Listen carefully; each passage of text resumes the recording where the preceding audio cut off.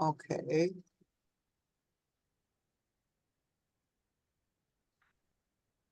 Hello? Yes. okay, there we go. Okay. So about first, I want to say hello to everyone. It's good to see everyone on a Thursday night. We're down in Florida helping out with my grandkids. It's been a pleasure for us. About 3 months ago, so Yeah, I for about 15 years, I always wanted to write a book on cuts. yeah.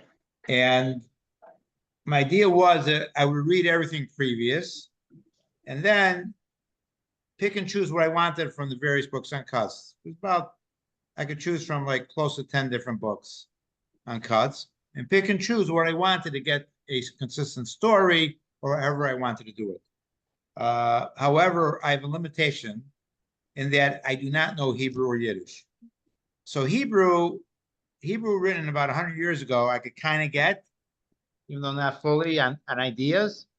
But modern Hebrew, I can't read modern Hebrew. It's just too hard with a dictionary. I struggle through it. So anyhow, I wanted to write a book, and it's always back in my mind. And years went by, and I've been thinking about cuts for close to 20 years now, and in Mechadish Torah, saying Torah thoughts on it, taking the stories of the Kotzker or the thoughts of the Kotzker and explaining them in a new light. That not that maybe people saw it, but that I saw in it. Just to explain the greatness of the Kotzker, what he said and why he said it. 3 months ago, I was listening to this program out of Israel called Polish Tish. I think Karen got it for me. I mean, so I watched it. And on the video was a Professor Moshe Morris Firestein. Right. And he wrote a book on cuts. And Karen got it from me. So so I want to show it here. How do I get rid of this thing? Because could you see the book? Yeah. Truth springs from the earth. I read this, well, it's in English. The first 30, 35 pages are about the Kotzker. And this professor, Moshe Firestein, summed it up. He took all the information. He's a big intellectual. He's written many, many articles and books on Hasidus, some on cuts, and he distilled everything down to the essence of cuts. So this was excellent, is excellent, and it kind of got me started on it to write my book, and he inspired me to start writing. So I started writing. I actually had about an hour conversation with him, and he just gave me some primers. I discussed it with him, my ideas, how I would write something. So anyhow, this is what kind of started my effort starting in March to start writing the Sefer. And I decided I've got to start talking publicly about it. I want to try to be a scholar in residence in places just to talk about it. Kind of, this is my first attempt. So I put together an agenda here, and I'm in question. When I spoke to my son Tzvi about it, my son Tzvi learns with his Rebbe, MS Ramuna, and he's a deep thinker. So he thought I should talk about what Kotzker means to us today. And he has ideas on that. Okay, I'm not going to go there, but I like to ask people what they think about the Kotzker. And I'm always curious what people say. And I don't know if anyone here wants to volunteer. When you say the Kotzker, what do you think about it? What do you know about it? There's a lot of negative stories about the Kotzker, and a lot of people just know some of those negative stories because it's very easy to believe negativity in Lashon Hara. And unfortunately, for a lot of people, not everyone, there are people who know the story of the Kotzker and know the greatness of the Kotzker. I met a guy. His name is Shmuel Bowman. Shmuel Bowman. He's a Sofer Stam and lives in Efrat. I met him in Boca Raton about 20 years ago, and I meet him again in 2021 in Toronto. He's visiting his father in the building where my mother lived. And I asked them when I departed on the elevator, what do you think about the Kotzker? And he floored me. He said, Ahavas Yisrael. And I said, Shmuel, it took me quite a few years to know that the Kotzkers were about Ahavas Yisrael. Like every Hasidic Rebbe, like at the beginning of davening, we say that you accept upon yourself the mitzvah of Ahavas Yisrael. How would you know that? Because no one says that the Kotzker was about Ahavas Yisrael. So he told me that Rabbi Shlomo Karbach, he was a Talmud of Rabbi Shlomo Karbach, and if you speak about the Kotzker, he'd say Ahavas Yisrael. Now, nowhere I didn't hear any. The Shlomo Karbach has stories about Hasidic greats. I never heard him talk about the Kotzker. However, I was speaking to a cousin from California. Her name is Judy Morgenstern Sachs. Her husband is David Sachs, who's a writer in Hollywood, and he speaks a lot. And he was also a student of Shlomo Karbach, and he said the same thing, which is amazing to me. Okay. Excuse me? More to the right. And it said, Judy Morgenstern Sack. Yeah, her name is Judy Sachs. Her maiden name is Morgenstern. I happen to have known her sister and her sister. They didn't know how they belonged to the Kotzker family until they figured it out. So My sister-in-law, my husband's sister's husband's mother's maiden name is Morgenstern. wait, And who's she wanted speaking to- now? It's Sephora. Hi. My video's not on. Oh, I see you. So who's a Morgenstern? Who's So brother. Yochai, my husband, his sister's husband, so his brother-in-law, his mother, who lives in Israel, she lives in Rishon LeZion, her maiden name is Morgenstern. So she wanted to know, are we related? So here's the story. I don't know her background. I don't know when they got to Israel, but if you She might were be from Lodz. they're from Lodz, okay. There were some Morgensterns in Lodz.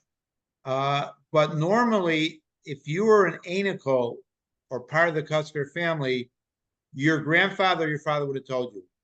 That was Yichus. That was royalty in Israel. It's like being from the house of the Netziv or the Soloveitchiks. If you're from that family, your Zeta told you.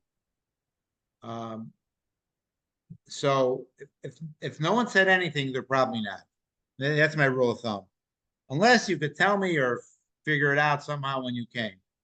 But usually you knew about it. Because a grandfather or a father always, unless he's a Holocaust survivor and they lost contact.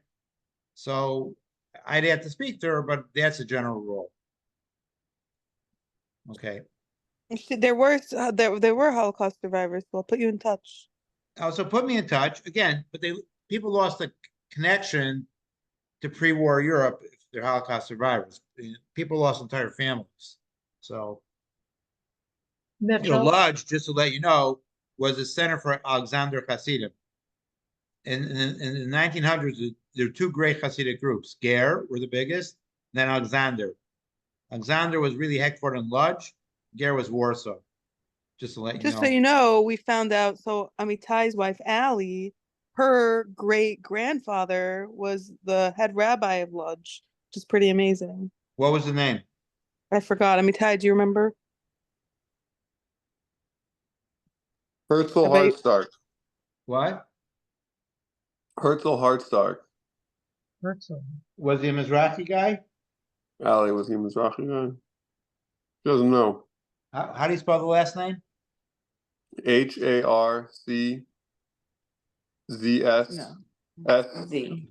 Z. Sorry, TARK. Okay, I can look it up. Okay.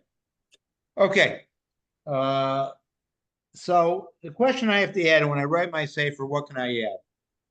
Okay, so everyone wrote about it. There are books that are written about it. The last book that I saw written was the Shmuel Albert out of Bnei Brak, and I thought I had his book here. I don't see it here. It came out about 4 years ago, but again, it's a summation of everything. But there's again, you have the professor's book, but that is a summation. It's not a full story of the Kotzker story.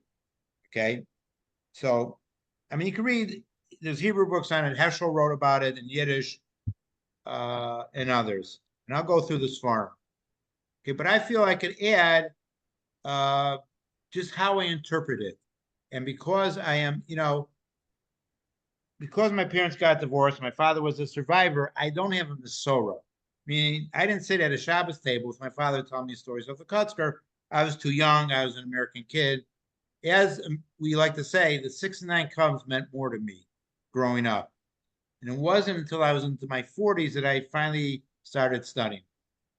And since about 20 years, if you know more, I really understood Kutz. I went through the stories. I went through the Torah, and I have a good sense of it.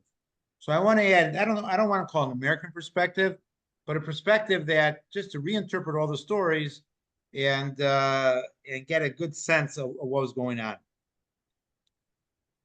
Let me go next to the timeline. So Karen, go to the next page. Here's the timeline. So you know when the Kotzker Rebbe lived, what happened in his lifetime. So Kotzker was born in 1787. Rebbe Aryeh Leibish from Korub. His mother was Esther in the city of, I can't pronounce it, Garage or Guria, I think, Poland. That's where he was born. What's interesting, the family's last name was Halpern, Halpern. Okay. And it was not Morgenstern. Right. It was changed to Morgenstern in the 1830s when the Kotzker, that was when the Polish peasants rebelled against the Russian overlords or Russian rulers, and the Russian rulers put they suppressed or they beat back the Polish the rebellion, and the Kotzker supported the Polish peasants, which is an amazing thing in and of itself. So he had to change his name. Once he changed his name, I guess they couldn't find him. So he was able to, so he had to change his name. Why Okay. Morgenstern? I don't know. That I don't know. Why Morningstar? I don't know. Do not know. Okay. Okay, he's born in 1787. Now, the top line there is his great-grandfather was Reb David Halpern. Okay, and that's important because I'm going to talk about him in a second. He's a great-grandfather of Kotzker. He died in about 1776, born in 1708. And I'm going to get something into his life, a great story in his life that I feel bears upon the Kotzker. Kotzker was born in 1787. As a kid, he learns in his town. However, he's a genius. So he goes to the yeshiva of Rabbi Yosef Hochgelanter in Zamość. So we did pass it when 2007, we did a family trip going to Lublin. We passed it. And Yosef Hochgelanter was a major Talmud Chacham. And he was in his yeshiva. Again, he was a misnagid. However, he was not a Hesa misnagid because he was, the Baal Shem Tov gave him a bracha to have kids. He didn't have any kids. Baal Shem Tov gave him a bracha to have kids, and he had kids. So he told his sons, don't have anything to do with the Hasidim, but don't shepherd them. Because I said, I got a bracha from the Baal Shem Tov. Okay. He learns in the yeshiva. There's some stories there. What years did he learn? So I'm not sure what years he learned. But they would put him about 15 years old. He goes to the yeshiva. In 1807, he marries his first wife, Glickel Nu. Now, I don't know if anyone has the name Glickel, but it'd be great if I had a grandchild, Glickel. So, it's a nice name. What? Okay. Well, I don't think there's anything wrong with it. You can hebraicize it to Mazel. No, I don't like Mazel. Mazel doesn't do anything. Glickel does something for me. He married his first wife. Mazel. Okay, so he married, and she has money. So he moves to Tamashov. She's from Tamashov. He moves there, and his father-in-law supports him. Over time, his father-in-law lost his money. But when he married her, it was nice shidduch, 1807. In 1809, his oldest son is born. He's the only surviving child from the Kotzker's first marriage. He becomes an Admor after the Kotzker dies in 1859, but he's born in 1809. Roughly 1808, and there's two different stories. Oh, I misspelled that, Karen. You have to change the Chozeh. The Kotzker goes to the Chozeh. So there's a few stories on it. What year he went, either before he got married or after he got married. So the book I'm following said he went after he got married. And the story that's told is the Chosar really sends for him. Now remember, the Kotzker comes from a Misnagdish family. They have no interest in Hasidim. They don't want it. Kotzker goes off to the Chosar. The father's not happy about it. Well, let me go to that in a second. He goes to the Chosar and it doesn't go well. The Chosar tries to show off that the story goes that the Kotzker bought a pocket knife, and the Chosar said, "I know you bought a pocket knife." And the Kotzker was not impressed. I'm not here to tell that you could do miracles. I want a Rebbe. I want something to learn from. And the one who appeals to him is the Yid HaKadosh, Yaakov Yitzchak Rabinowitz of Pshischa. He's the one who appeals to him. And there's like a mini rebellion. The Yid HaKadosh parts ways from the Chosar. I didn't study Yid HaKadosh history. I don't know if he had permission, but roughly 1808 when the Yid HaKadosh leaves, and the Kotzker leaves with him. So I really don't know. It seems like from the stories he spent very little time with the Chosar. Maybe he learned a little bit there. He follows Yid HaKadosh. See, the Chosar had an open base medrash, and everyone came to him, from learned people to Amaratzim to workers. So he had an open base medrash. So you could have a great Talmid Chacham sitting next to a farmer, sitting next to a wagon driver, sitting next to a rich balabas. He had that type of base measures. Yid HaKadosh wanted to teach the best and the brightest. Okay? He wanted the best and the brightest. Can I have to see the faces? Can you shift this down? I can't see the faces. Okay, well, I can't. Okay, so go back up. So he goes off the Yid HaKadosh. Now, as I said, the father, they're livid about it. They're not happy about it. We are not a Hasidic family. Don't go with them. You're a big Talmid Chacham, but he ends up with Pshischa. And this is the famous word he tells his father or the messenger, said, Zekeli van Veyu. First it says in Ajasher, this is my God, and I will praise him, I will adorn him. Elokei Avi Romenu, the God of my father, and I will uplift him. Meaning, first I have to have my own Rebbe, then I worry about my father's Rebbe. But first I have to have a Rebbe myself. And I choose to be with a Hasidim. Okay? Now, he didn't have to make that choice. And the question is, why did he make that choice? So part of it, I believe, is his great-grandfather was Reb David Halpern. He was a Talmud. He became attached to the Baal Shem Tov. And also, there's a line that's a great line that I always love, and I'm probably going to repeat it, that he said this. This word is actually in Firestein brings it down, and it's in probably Emes Emunah. He said, there was an older chassid when I was younger. He told stories and I listened. And even though the Kotzker was a major Talmid Chacham, but stories are so important, especially your formative years. He talked about the Hasidic Gedolim, Baal Shem Tov, and Mezritch Magid, whoever he talked about. And then the Kotzker said that did influence me. Okay. Obviously, it wasn't just stories, meaning the Yid HaKadosh and even the Chosar offered great Torah. They were great Talmudic scholars. So it's much more than stories. But, Lubavitchers, the Farbrengen is an important aspect of their religion. That keeps everyone together. They tell these great stories about the Rebbes and everything. And that's really I think that's part of what keeps them strong and keeps the generations going. We told stories are very important. Okay, so Kotzker follows Yid HaKadosh. They're there. He's there for about 5 years later. Yid HaKadosh dies, 1813. In 1813, his Talmud is Reb Simcha Bunim of Pshischa. He's referred to in when people talk, the people in the know say it's the Rebbe, Reb Bunim. I don't know why they say it's the Rebbe, Reb Bunim. So that's how I have grown accustomed to refer to him. The Rebbe Reb Bunim was another great Talmudic scholar. Chodusharim talks very highly of him. He actually said, until the Rebbe Reb Bunim, we had the Torahs Baal Shem Tov, and that's what we understood. After that, we have Torahs of the Rebbe Reb Bunim.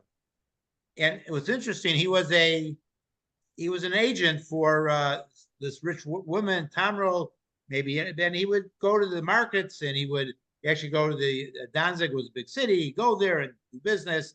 He also was a pharmacist. So, and a lot of people said, he's a businessman. What's he becoming Rebbe? But there was, the Yiddikosh had his own son, Rebbe Rachmiel, who was a great Talmud Chacham, but everyone took the Rebbe Rabbunim, great Torah scholar. Okay. And in 1814, so the Kotzker didn't know who to go with. It took him a year to figure out, I'm going back to Rebbe Rabbunim, who remained in Pshischa to take over from Yiddikosh. Okay. 1822, roughly, or 1820, there's a famous wedding in Astilla. It's brought down, it's a great story. Maybe I may bring it down word for word in my book of what happened at the wedding. The Hasidim, not only do you have them stack them against Hasidim and the Kotzker and the Rebbe Rabbunim, but all the Hasidim were against Rebbe Rabbunim. He was like, and they wanted, the Apter Rav was the big leader of Polish Jewry. The Apter, Rabbi Yeshua Heschel. See, What? see, come here. Okay, Yeshua Heschel. And he was the mate, and at the wedding, all the Rebbes came, it was a big wedding, and they wanted the Hasidim who were against the Rebbe Rabbunim to put the Rebbe Rabbunim in Chayra. And it's a great, you can read it, the story is brought down in, which I don't have the Sefer here. The Sefer is Me'orei Ne'agola, which is the history of the Chedushei HaRim. Okay. However, what happens is at the end, they had Vikuach. At the end, the Apter asked the Yiddikosh's son, Rabbi Rachmiel, what did your father, the Yiddikosh, say about the Rebbe Rabbunim? And Rachmiel said he loved them. He liked them, loved them, and held them in high respect. So it was over with. Boom. It didn't happen. And there's no ban. And those opposed to him, were not successful in what they wanted to do. Okay, going on with the Kotzker's life, 1827, his son David marries the city of Apshina, Chaya Toba, not Tova, Toiba, the daughter of Reb Herschel Greenwald, known as Reb Herschel Dishkis. Okay, and also Reb Herschel Greenwald at that time was also a wealthy individual. I'm not sure where David went after the marriage, but he marries. At the same time, the Kotzker did not want to go to the wedding because we're talking in Elul, I think the 11th of Elul. The Rebbe Rabbunim was very sick, and he didn't want to leave his Rebbe. But the Rebbe Rabbunim said, "Go, I want you to go." He went, and while he was at the wedding, the Rebbe Rabbunim dies. Okay, so in 1827, now you have a Rebbe dying. He did have a son, Avram Moshe, but it wasn't ingrained in Polish Hasidus at that time that the son takes it over from the father. And I forgot what he called that when the son succeeds, it's in the family. What do you call that in English? Anyone? Patrilineal? No. Nepotism. Nepotism, yes, but there's another better word for it. But anyhow, it wasn't well established. And back then it was the greatest Talmud of the Rebbe, and the greatest Talmud was, so the Kotzker becomes Rebbe. I'm going to discuss that later because a lot of Hasidim did not want him because they blamed the opposition or the dislike, the hatred actually, against the Rebbe Rabbunim to the Kotzker. So the Kotzker was his number one Talmud. The Rebbe Rabbunim, a great Talmidim. The Kotzker was like, he had his ear. He got, he told well, I'll get into the different stories later. But anyhow, he succeeds the Rebbe, and that's a great story, which I'll tell over later. Then in 1836, the Kotzker's first wife dies. He marries her in 1807, dies in 1836. Again, there's a chapter about her death, very poignant, very, it's a short story, but if you put yourself there, very emotional. Okay, 1838. So it may be in 1837 when she died. I may have a year, but about a year and a half, 2 years later, he marries his second wife. Her name is Chaya Chalfin. She is the sister of the Chedushei HaRim's wife, Fega. So Chedushei HaRim is married to Fega.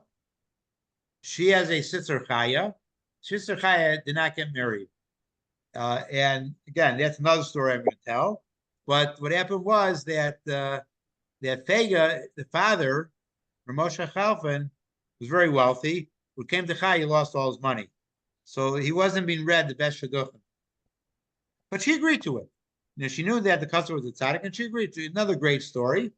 And he promised her that we'll have kids, and I'll walk them down to chuppah. That's what he promised her. Kachava, that's what happened. 1839, twin daughters are born to the customer and his second wife. They're named Saratzina and Bracha. Mm. Okay. 1839 also, the day after Simchas Torah on Isru Chag, the Ishbitzer leaves the Kotzker. That's an important story because I have a chapter on that. I'm going to have it, and it's talked about. And people want to claim that's what threw the Kotzker into depression. And I hate using that word. The Kotzker was not depressed. He had a certain nature, and it was it happened. Things happen. What's the Ishbitzer? What does Ishbitzer mean? Ishbitzer. His name was Mordechai Yosef Lanier. And when he left Kutz, he went to Ishbitz. That's where he established the seat of his Hasidus. So his Hasidus core was Ishbitzer. And again, he was an Admor himself, and he became great in himself. His kids became Admorim. Ishbitzer wrote a famous sefer called the Meishi Luach. It was written by his grandson 20 years after he died. He didn't write anything in his lifetime. And he had this idea that every single thing is B'yad Hashem. Almost that there's no free will in this world. Uncle Mitch, you glossed over something. So yes. he married a second wife. Yeah. 10 years after his first son got married, and then had twin girls 2 years after in 1839. That's quite a gap. No. His first wife, again, David was born in 1809, I think I said, right? Born in 1809. David was the first son of the Kotzker Yeah, Rebbe. but they had other kids, but everyone died either in childbirth, stillborns, as young kids. David was only surviving one. This is now we're talking about the second marriage, when the first wife died. But the second marriage happened after David got 30 married. 30 years after David being born. David is 30 years, nearly Yeah. 30 Yeah. years. 30 years Over- old. That's correct. When the Kotzker Rebbe had Twins, yes. his twins. So twins run in the family. It's unbelievable. I didn't. The twins run in the family. I did not know And I that. just want to know, what was the age gap He between doesn't know Kotzker anything, Rebbe Mitch. and I his second wife? asked her, she said, do we have twins running in our family? Between what? Between the Kotzker and his wife? And the second wife, yeah. Okay, so Kotzker was born in 1787. He was roughly, 38, 48, 51 years old. Initially I thought Chaya was 35. I suspect she was closer to in her 30s. I haven't found yet the date how old she Oh, was. but he's not done having kids, man. You got to read the timeline. There's Yeah. hope. 54 I'm just man is making very sure I young. understand everything. This guy's Yeah. a But stud. remember, he told his wife, we're gonna have kids, and I'm gonna walk them down. I'm gonna walk them down. He did walk that out. So Yeah. 1839. Okay, go on. Should I go on? Go on. Yeah. Okay, so 1839. So the Ishbitzer leaving the Kotzker is a very important story because people talk about it, and I want to reframe those stories. That's a normal story when you have two great people together, and the second outshines the first in certain ways. And I talk about that. And the book I use for my history normalizes it. This happens all the time. It could happen in a corporation, in a government. It happens in Rebbes, yeshivas. And today it's happening in Ger. I could say that here are not too many people. Ger, they have not a fight, but there's a split in Ger today. So it happens. And yeah, we all want to be Pollyannish like me. Well, we could prevent it. You can't prevent everything. Debates happen. People are different, and people have different ideas. Things get out of control, and that's what happens. But it's great how the story played out, which I think it's a great story, so I'm including it in the timeline. 1840, it's called Yemei Hester. the Kotzker became less public. It was happening over time. The Kotzker by nature was called the Spodate. And I don't know what the best English for Spodate. He wasn't a public person. He liked to think. He was a big thinker, and he was Spodate. That was his nature. Okay. Now, despite that, remember, Rabbosai, that he was a Hasidic Rebbe. He had tremendous Avos Yisrael. So people who are kind of antagonistic or don't know say he shut out the world. No, that is not true. He was less public, but he knew exactly what's going on in the Jewish world. He was still a Manik Hador, and Kotzker Hasidus became even bigger in those years. Okay, so and he knew, and we'll get into this. He raised a family. He used to every Shabbos, his grandkids had to come to him and say Chiddush. He spoke to the Sakachover, his son-in-law, every day in learning. Spoke to Reb David every day. So yes, he less public, but however, he had to handle what was going on in the world. He knew.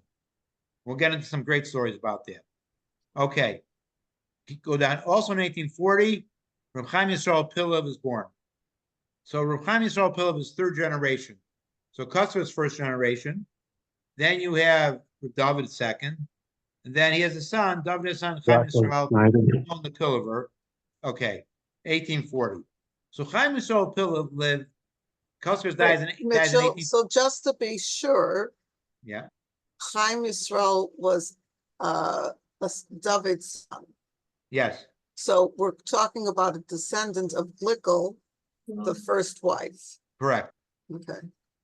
Wait, can Now- we clear which one is a child? It's a little confusing. Which one is his child David. and which one is like is Moshe Yerucham? I'll get to David? that. Moshe You're reading Yerucham. ahead. Let me get to that. Oh, sorry. Okay. So in it's the 1840, Kotzker, David, and Chaim Yisrael. Pilev, which Kotzker is is married to Glickel. He had David, who had Chaim Yisrael. correct. You're So the Chaim one. Yisrael Pilev is third generation Kotzker. You have to get your generation straight. But Okay. Benjamin and Moshe Yerucham are Wait. Let me get to that. I didn't read that yet. Don't read ahead. Okay. Then he has a son born to his second wife. Binyamin is born. Glickel's been dead for 4 years already. The second wife, he has Binyamin. And he's named after one of the Kotzker's teachers.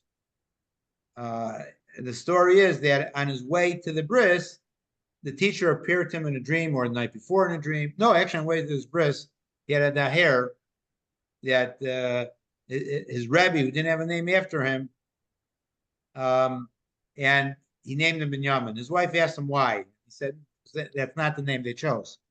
Then a year later, Moshe Yerucham is born. He's named after Moshe's after Moshe Chalfan, his father-in-law. That's Chaya. What's her name? Chaya what?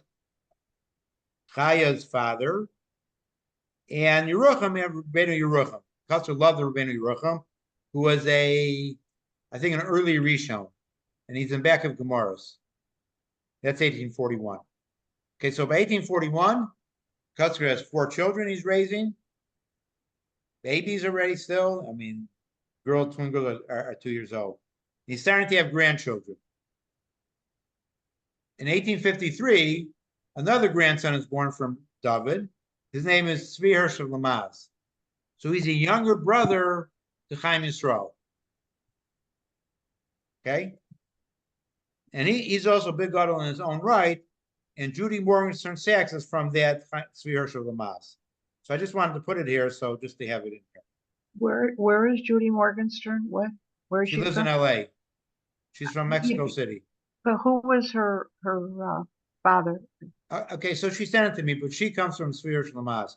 Her father was a Holocaust survivor. Her grandfather, one of the two. Yeah, I think her So father. you're mixing wives here, though. You're mixing descendants of wives. I know I am, but Tzvi Hirsch Okay, Lamaz is because from David. Binyamin is from the second wife. Moshe Moshe Yerucham is from the Yerucham second wife. second wife. So these are his sons who are brothers to David, but they're actually the same age. They're as half brothers. his They're half grandchildren. brothers. Right, well, Yeah, we they're- don't consider half brothers in our Yes, family. They're half brothers, just to make sure everyone knows. Right. And then you're going to, so Binyamin and Moshe Yerucham are the sons of the Kotzker from the second wife. Yes, Chaim Yisrael Pilav is the grandson of the From- first wife. yeah, And Tzvi Hirsch is another grandson, a son to David, who is a grandson from Glickel, the first wife. So Tzvi Hirsch and Chaim Yisrael Pilav are from Are the grandchildren brothers. of the first wife. Yeah. Binyamin and Moshe Yerucham are children from the second wife. second wife, Okay. okay? And In these twin 1853 daughters, one second, these twin daughters are also from the second wife. Correct. Second one. The second Thank you one. for clarifying. Okay, Chaya, which is the second wife of the Pardon? Kotzker, she dies. You already have a showing request. What? You already have a showing request. She died? Hmm, Yeah, Oh. okay. she died. 1853 also, Kotzker's oldest twin daughter, she's 14, marries Rav Avram Bornstein, Hmm, ultimately known as a Sachachover Rebbe or the Avnei Nezer. So she's the first of the 4 children to get married. Back then in Europe, people got married at 13, 14, 15, 16. Yes, because people had short lifespans. Okay. Mitchell, that was Rabbi Bornstein, who lived in Israel. Well, his descendants. Yeah. He died. Yeah. I knew him. Yeah. Ah. Okay, so that's a Sachachover dynasty. Uh-huh. They're in Beit Pagan. Right. 1854, Binyamin marries Firmsha, daughter of who? Rabbi Avram Mordechai Alter, who was the son of the Chedush Yerim. So he marries, now Chedush Yerim was a Talmud Chaver of the Kotzker. He marries his granddaughter, I mean, his son marries her granddaughter. His granddaughter, Firmsha. Okay, so Binyamin, a son of the Kotzker with the second wife, marries daughter of Avram Mordechai Alter. Avram Mordechai Alter was a son of the Chedush Yerim. Mm. Okay.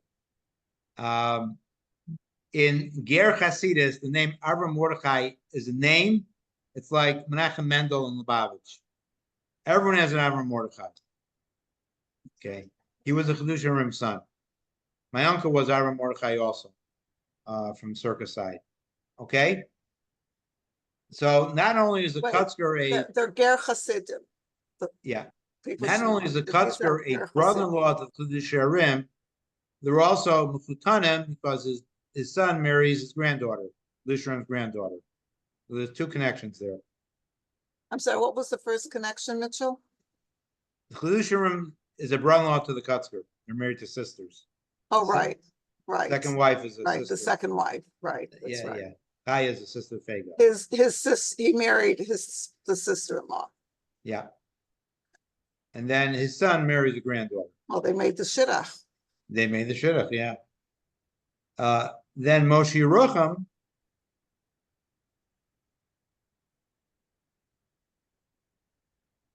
Wait, let me think for a second. Yeah. Yeah. Moshe Yerucham marries Miriam Rechel.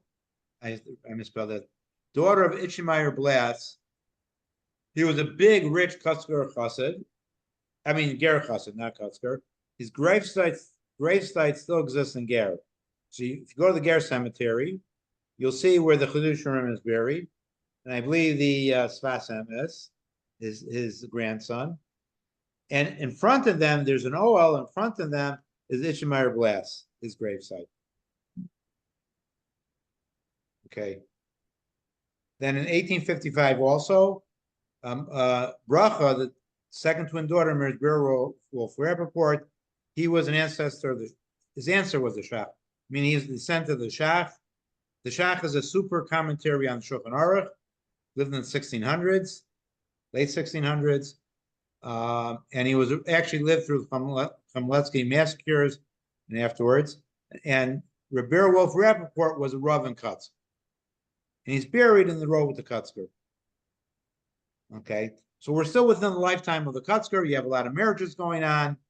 The Pilaver in 1857 That's a grandson through David, Mirz Yocheved, daughter of Zola Franco Zagros. And then in 1858, One look second, at- one second, Mitchell. Chaim Yisrael was third generation, from who was his father? David, Okay, so this is from the Chaim Yisrael was the first wife's, first wife. from the Yes. first wife. This is a Glickle descendant. Yeah. And Mirz Yocheved, daughter of Zola Franco Zagros. So he's David's grandson? No, he's David's son. Chaim Yisrael, Son, David's son. David's son, okay. Oh, here's the great grandson. The So great now great grandson is the fourth generation. Look at Rebbe, was an So older this brother. again, than this is from Glickle. the look, You have all from Glickle. the look of her. Rebbe. Vivian, us, Sachs were all descendants of Glickle. Right. So- Look So at this Rebbe. is, okay, Look at Rebbe was born 1858. Kotzker is a Sandik. I think the Sokolover Rebbe, who Vivian's from the Sokolover Rebbe, Yeah. that I think is born in 1862 after Kotzker passed away. Mm. okay. So what is the relationship between, so the look of a Rebbe is David's grandson? Okay, but understand, it's fourth generation, Right, so Kotzker so was the first. Sokolover is which generation? fourth also. Also the grandson of David. Yes, The grand, yeah. So how are the Sokolover and the look of a Rebbe? they're related? brothers. They're brothers, They were brothers. okay. There was actually, No, it's the Four Kotzker, brothers. it's David. It's Yes. Chaim Yisrael, and then it's the Lookover and the Sokolover. We're both Yeah, children yes. of Chaim Yisrael. okay, but look at it generationally. It's the fourth generation. Okay, That but would- we just have Re- to know, Yeah, but it's This- important to know what generation you're in. okay, Okay, and then the Kotzker dies in 1859. After the Kotzker dies, David succeeds his father, and Pinchas Glicksman is born. Author, okay, so he's author of the 1938 Yiddish book, Der Kotzker Rebbe. I'm Pinchas sorry, I have one Glicksman, more question, Mitchell. David Morgan is from where? If so David Vivian, Morgan, wait 1 second, okay, we are, we're from Looker, wait, we're we're from fortunate- Lookover, Looker- Vivian Sokolov, where's David from? okay, I'm explaining it. Looker Rebbe's fourth generation. Okay, Looker Rebbe, he has kids. His kids are the fifth generation. Hmm. He had 10 kids. Right. Now, again, Vivian's not part of Lukov, she's part of Sokolov. So, But Lukov, and one of his kids was our grandfather, Avramir Morgenstern in Warsaw. He had another son called, give me a second, Aaron Yosef Aaron. So he was a son of the Lookover. So David, Joseph Morgan's who's grandfather is a brother to our grandfather. They're so fifth he's the generation. brother to Avram Meir, your namesake. Fifth generation, they're fifth generation. So yes. Avram Morgenstern's great-grandfather, this is our great-grandfather. No, the Sokolov. Wait. He was my great grandfather. Yeah, the Looker was my great grandfather, Right. and they're brothers. They were brothers, right? But so he's from Lookov also then. Yosef Aron's from Lukov. Okay, Yes, okay, the got it. Lukov Rebbe had 10 children, Right. basically wiped out during the Holocaust. Wow. Just about Wow. everyone's wiped out. Terrible. Mitchell, can I interrupt? There is a Joseph Morgenstern who lives in New York. I Oh, in saw him Queens, right? in Queens. Yeah, he's married to, I forgot her name. I haven't seen him for a while. Where is he from? I Okay, so this is just a quick thing. I can put everything in. Here, go to Karen. Do me a favor. Go to go down. I'll tell you where. I'll tell you which page. No, keep going. yeah, Keep going. Just keep going down. Keep such a going nice, down. a very nice man. Keep going down. Keep going. Keep going. The next page.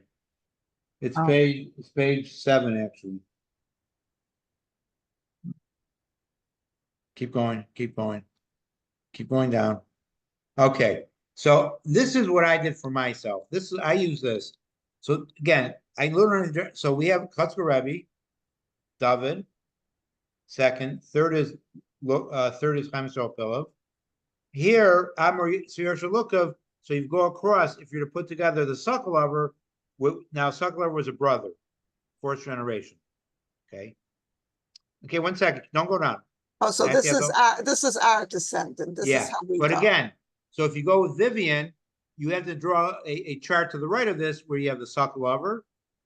So 1 second, the Sokolov would be a brother of Chaim Yisrael Pilov. No, Sokolov, again, fourth generation. I'm sorry, I'm sorry, a brother of Tzvi Hirsch. Yes, Okay, so we would have another one here would be the Pilover, and then his child would, and then, so Vivian, your father would have been a second cousin to my father. Right, right. So we are third cousins. We're Yeah. third. Yeah. Well, Vivian, second, which remember. son of the Sokolover are you from? Which one? What? Which son of the Sokolover are you from? The one who got killed on Yom Kippur? I think so. I forgot his name. Okay, he's So the famous. Sokolov, I think so. The one who was killed. Yeah. Yeah. Yeah. I think so. It's hard to keep track. so the Sokolover and the Lookover were brothers, We're Yes, brothers. both they- children of Chaim Yisrael.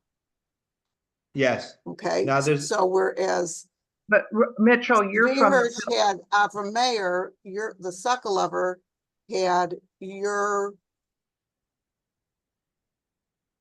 1 second. This is Grandfather. our Her grandfather. grandfather, had your grandfather. So He who was was a- your father's father? Do you know his name? Menachem Mendel. Oh, No, he was. I don't think that was. Is that his name, Menachem Mendel. Vivian? But my grandfather was Menachem Mendel, my father's father. Oh, Yeah. but I. the but he what was the Sokolover's name? Do you know? Yeah, it was Yitzhak, I think. Yitzchak. I I can't. think Yitzhak. Yeah, yeah. I have the Okay. name. I'll find the name. So he had Menachem Mendel. He had Menachem Mendel. Menachem Mendel had my father. My And father. what was your yeah, father's name? Avram Oh, Benyamin. of course, Avram. Benyamin. Right.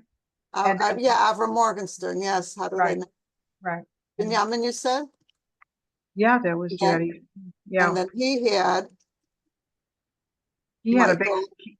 big family. They were one of 12 children, Wow. 11 or and 12. Debbie. Yeah. Did you have more siblings? I Yeah, don't know. Michael, Bibby. Yeah, yeah. That's it. Yeah. But they were all This is your, so we are from Lukov and we go down here. but you're from the Pillover. I'm Pillow. We're from the right. No, they're also from the Pilgrim. First I am. generations are the same. I am? Yeah, you're from Chaim Yisrael Pilgrim. You're from there. Oh, The first three generations, we split off at the fourth generation. okay. Okay. Now, you're okay? 1 second, Mitchell. The Admiral David had Chaim Yisrael, and Chaim Yisrael had Admiral Tzvi Hirsch of Lukov and the Sokolover. Mhm. Yeah. I think it was Yitzhak Zev. So these two Yeah, were brothers. you're Lukov right. and Yeah, it was Tzvi Hirsch and Yitzchak were brothers, is what you're saying. Yes, yes. So, okay. Karen. So Menachem Mendel and Avram Meir were first cousins. Avram and Yisrael Yaakov were second cousins, and Michael, Vivian, and Debbie are third cousins with Mitchell and all the rest of us. So we are Yeah. third cousins. Karen and Lisa. Yeah, we're third cousins. Yeah, I thought we were second cousins. Okay. yeah. Well, now thank you for clearing this up, Mitchell. Yitzhak Zelik. His name was Yitzhak Zelik. Yeah. You're right. Thank you. Yeah, it was Yitzchak Zelik. Right. Okay. So he was Now- another son. Vivian asked me a question. Where does Joseph Morgenstern fit into this picture? Yeah, where does he fit into? all Okay. Joseph Morgan. Joseph Okay, Morgan you're so- talking about, or Joseph Morgenstern? No, Joseph Morgenstern. I don't Oh. know who's Joseph Morgan. I don't know who that is. What? How Oh, come she doesn't know who Joseph Morgan is? She doesn't know. I don't know who Joseph Morgan is. Okay. They were Morgenstern, his father. Let me, Karen, Okay. let me finish. You're jumping here. So go back here. So the Pilliver actually had Tzvi Hirsch and Yosef Zeller. However, there was an older brother than Tzvi Hirsch, which I didn't list here because I can't list everyone. It's not, it's too much information. But his name was, let me find his name in the Sefer I have here. Oh boy, it's back in these chapters here. Let me go back. His name was, I want to get it right, because it's a name that's different. And okay, no. Give me a second. Give me a second. I'm flipping my pages here. And the Pilliver.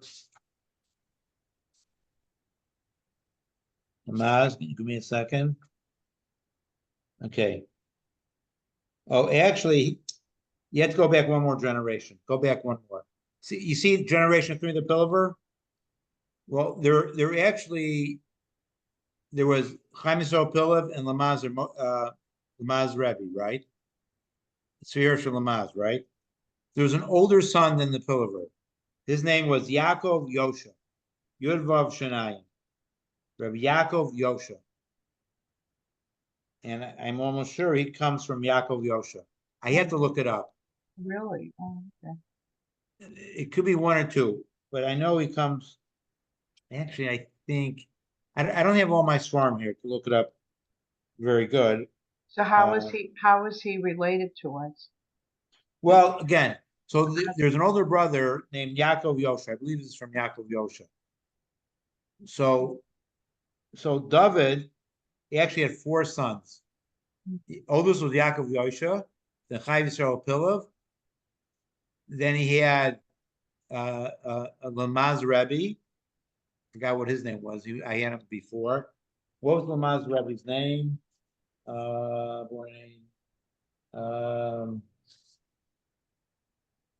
Give me a second. Tzvi Hirsch Lamaz. Okay. And then there was a 4th son who never got married, died young.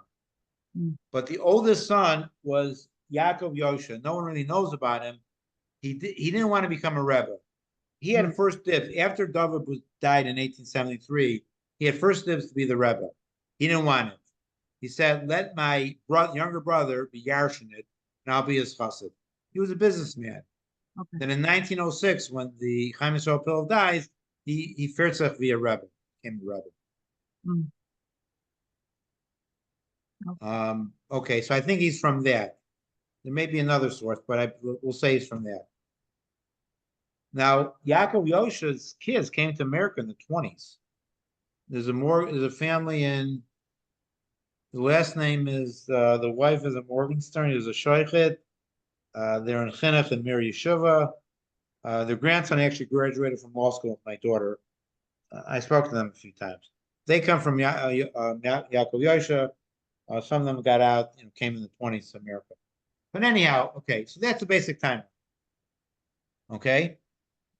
By the way, it took me about 10 years to memorize this, where I could flip back and forth. And I did this by knowing the generations, knowing who. And remember, everyone had a lot of kids here. So David himself had 9 or 10 kids. Chaim Yisrael Pillav had also a lot of kids. Tzvi Hirsch had 10 kids himself. I don't know how many Sokolov had. We had a whole slew of kids. Yeah, there was the Sokolover was he was the most famous. He was the number 2 man in the Aguda. He was one of the founders of Aguda. And we have letters. He's, of course, my Zaidi, Shalom Sklar, the story in our family, that before he came to America in 1923, he went to get a bracha from the Sokolover Rebbe. And after my Zaidi wasn't here in America, Shalom Sklar, he corresponded with the Sokolover. We actually have letters from the Sokolover to my grandfather. Mayor Chase is a custodian, he has those letters. You know what? He has to scan them Yeah, I'll put it in my book. It's a good idea. I'll put it in my book. Okay. So, it's getting late. We didn't even scratch the surface. Yeah, wow. We didn't even scratch the surface. We learned a lot. Okay. But I think I'm gonna skip some of the backgrounds as we talk about this farm. Just go right into the stories of life of it. But so my whole goal here is, guys, to normalize it. Everyone says Kotzker was a sraf, he was this, he was that. The people, the maskilim, the misnagdim, and people in pop, they want to say he was depressed. Other people say it was this strong Isha MS. He was this, I don't know how like an Eli Wiesel would describe him. Eli Wiesel gave a speech in '67 at the 92nd Street Y. He talked about the Kotzker, but he was this like iconic figure. So I want to more normalize the Kotzker Rebbe to say, you know what, he lived a life, he had kids, raised kids, and he was a great leader at the same time. He had a certain personality, and he led the Hasidim. He was in a lot of ways no different than any other Rebbe of his time. Of course, he was different. Not everyone's the same. He had a harsher personality, but again, certain rabbis are harsher than others. Samar Rav was a little harsh also. They talk about what the Kotzker looked like. He had piercing eyes. So when you went to get a bracha, when you met him, you felt that he looked at you. He knew everything about you, every sin you did, every thought you. Whoops, sorry. I muted you by accident. I meant to chat you. Unmute yourself, Mitchell. Wait, So never he had mind. that piercing look to him. And I was speaking to someone who met the Beis Yisrael. He died in '78 as a Ger Rebbe. He had that same look. And he was harsh, and people knew that. So if you want to go to the Kotzker Rebbe, you want him to be a Rebbe, you have to understand his personality. I mean, you're going to look at him, he'll be ois mensch. You feel that he knows everything about you. Okay, with that, is any other questions? No, it's getting late. Yeah. Thank you so much, Mitchell. Okay, This so was I'm going to very pick it up informative. next Thursday. I'm not sure what I'll get into. It's interesting, the books about the books that the historical books, when they're written and everything. I do have a screen on that, but let's call it quits here. Okay, thanks a lot, everyone. Thank you, Mitchell. My pleasure. It was great. Bye-bye. Thanks. Bye. Goodbye. Bye. Bye, everyone. Bye. Bye, everybody. Bye. Mitchell, Yes. stay on for just a second. Yeah. I was talking to a colleague of mine Yes. who is from the Shane, the Shane family, the famous Shane family. From Lakewood? Yeah, that's Shane, from the book that he wrote. So Yeah, I know. she happened to be talking to me about something her husband wrote, and she brings up the Kotzker Rebbe, and I said, I can't believe this. We're doing a share on it. So I told her to send me the vort that her husband told someone. So she just sent me the vort. You want to hear it? Yeah, go ahead. Mitchell, are you listening to me? Yeah, I'm listening. Okay, so here is the vort from the Kotzker Rebbe. It says in Siman Aleph, Sif Gimel, it is fitting for anyone who is a Yiras Shemayim to be pained and worried about the Churban Beis Hamikdash. Okay.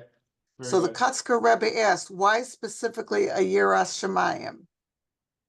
Why not everyone? Okay. So he said, firstly, everyone should worry about their own Churban and then worry about the Churban Beis Hamikdash. Wow. Wait a minute. Okay, so I forwarded it to your WhatsApp. So you have that vort. Wow. Wow, that's so pure cut. It's really What? beautiful work. So someone in the year Shemayim already worried about his own korban, and like he took care of it. But everyone else who's not a year Shemayim, he has to worry about his own korban to get to that level. Wow, it's a nice work. Again, it fits in with cuts.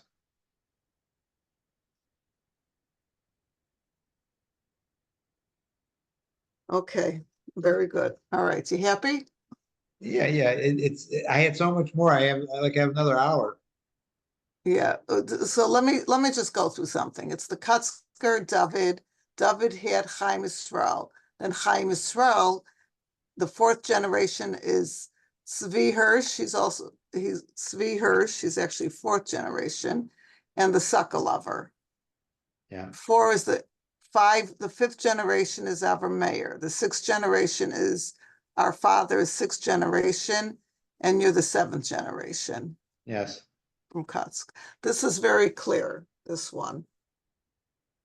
So again, so anyone who you have to know the and then you can feed off of it.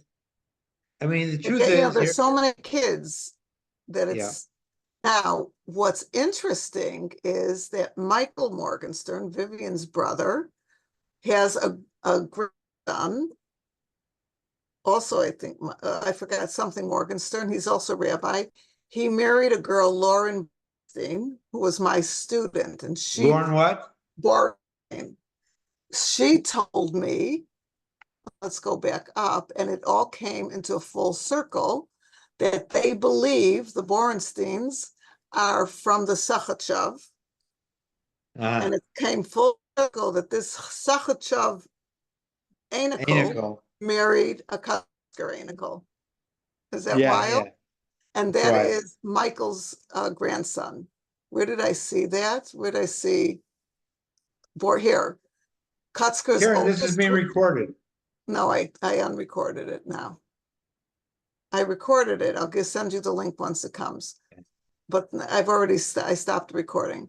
But so this Lauren Bornstein, Does she know how she's related? she says they think they're related to the Sachachever Rebbe, who's related to the Kotzker Rebbe, because we talked about it coming full circle. So she is from the Sachachever, who Very married nice. a Kotzker. Is that Yeah. wild? Yeah. I'll speak to him. I'm being inundated with flies now. Shoot. Darn So it. anyway, all right, very interesting. It's a lot to Absorb. I see absorb. again. The generations are It very took me hard. 10 years to absorb that, Karen, Yeah, and I know it. yeah. And then I know the kids. Okay. But yeah,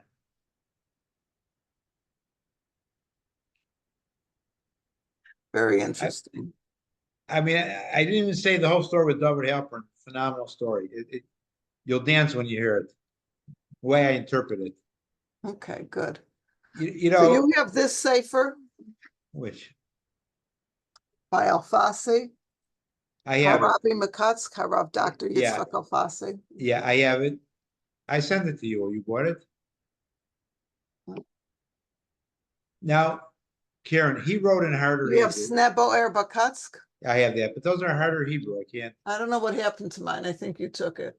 No, I didn't. But yeah, Yeah. All right. Anyway, very interesting. I like. I hope you're it not was- recording now. No, you're off recording. Yeah, so it's a great story. Oh, no.